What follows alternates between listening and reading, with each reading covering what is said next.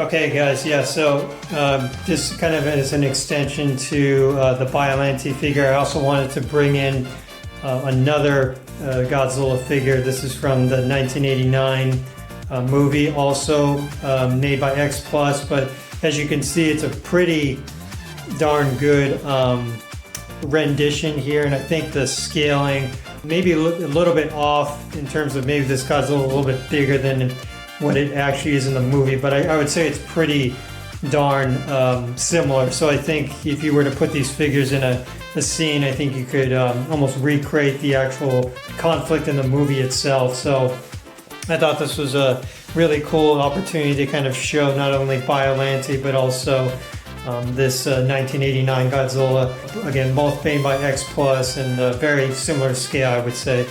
But, obviously, I think I also wanted to kind of speak a little bit more about the movie itself, which is here, Godzilla vs. Biollante. This movie, for me, was one of my favorites ever, just because I loved this Godzilla sculpt.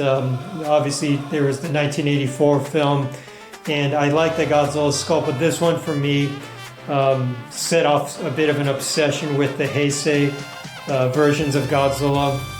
And this was the biggest changeover, and this is by far my favorite Godzilla of all time, just the way it's been constructed, because it's, evokes a lot of power and mass and forces of nature, and I think a lot of the other Godzillas a little bit more, particularly in the 60s and 70s, they tend to be a little bit more geared towards children, which is fine. I still love them, but this one evoked that very powerful sense of indestructibility, which I think is always cool in the Godzilla films. But in particular, this movie, Godzilla vs. Biollante, was that introduction to this figure, but also being able to see a Godzilla foe that is equally as menacing in Biollante. And I certainly love this film. The dubbing was a little bit silly, English dubbing.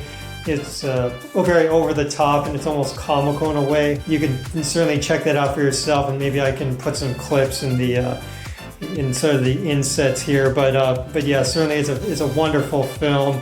It's fun. It's also kind of tragic in a way. For those who have seen it, you would know what I mean. But I certainly like this movie quite a bit, and I think this is the first time Koichi Kawakita was the special effects director.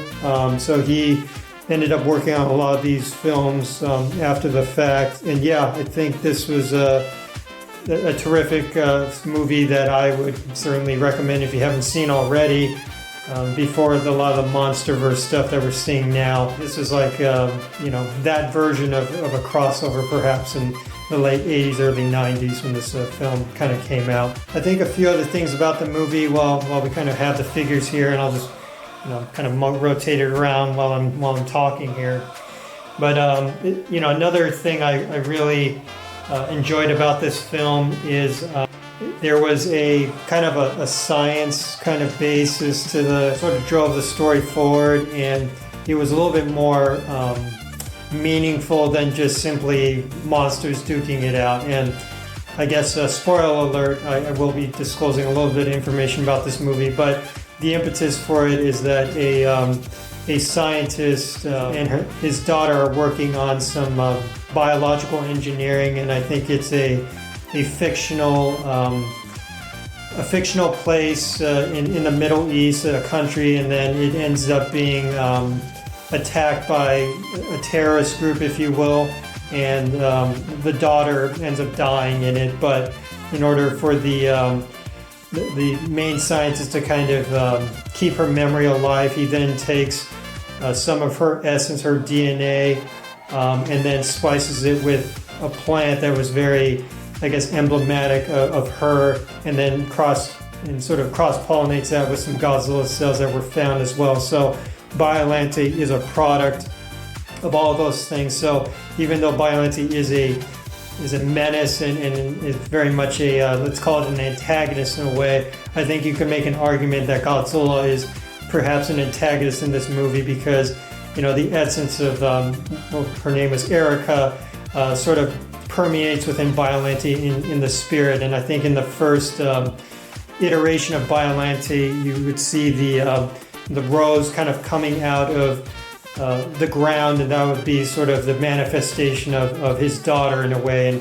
And so, obviously I think you can surmise that Biollante is eventually defeated, but it's just that there is a certain spirituality to all this, and that's what I really liked as well, because I think good sci-fi movies speak on more than one level of understanding, and this, in my opinion here, there was a little bit of a philosophical side to it all. So with that said, I think that's kind of my quick spiel on the movie itself. I'll see if I can put up some clips and just to complement everything I'm mentioning here. But yeah, that's kind of my movie review, if you will. And we'll catch you next time. Thanks.